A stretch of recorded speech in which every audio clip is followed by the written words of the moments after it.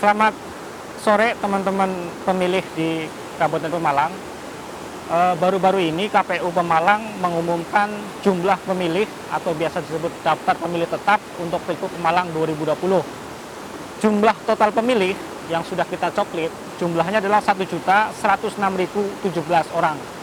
Ini terdiri dari 558.101 laki-laki dan 547.916 perempuan. Di video kali ini saya akan membahas tidak semua pemilih, tapi kita akan bahas berapa sih usia pemilih di Kabupaten Pemalang. KPU sudah bikin infografis terkait dengan rentang usia. Kita bikin usia 17 tahun sampai 20 tahun, 21 sampai 30 tahun, 31 sampai 40 tahun, 41 sampai 50 tahun, 51 sampai 60 tahun, dan 60 tahun ke atas atau usia lansia. Data ini bisa teman-teman Bapak Ibu dapatkan di KPU. Kenapa data ini penting? Data ini berguna bagi siapa saja, terutama para tim sukses, pasangan calon, tim kampanye, atau siapa saja yang ingin mengetahui bagaimana nanti hari coblosan di 9 Desember 2020. Untuk pasangan calon, saya pikir rentang usia ini akan mempengaruhi metode kampanye atau metode komunikasi teman-teman untuk menggait pemilih. Di beberapa buku yang saya baca, biasanya ada penggolongan usia milenial sama tidak milenial, bahasa kampanye itu. Saya lebih cenderung, biasanya ada yang mengelompokkan usia 36 ke bawah atau 35 tahun ke bawah dianggap sebagai usia milenial. Tapi kalau melihat rentang usia yang kita tetapkan, saya pilih umur 40 tahun ke bawah, yaitu 17 tahun sampai 40 tahun.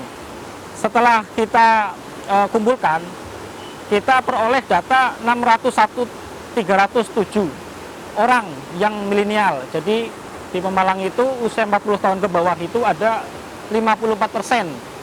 Jadi 54% pemilih Pemalang itu adalah usia milenial. Usia milenial yang saya maksud adalah karakternya mereka punya gadget, mereka akrab dengan internet, mereka punya smartphone yang bagus. Kenapa ini penting?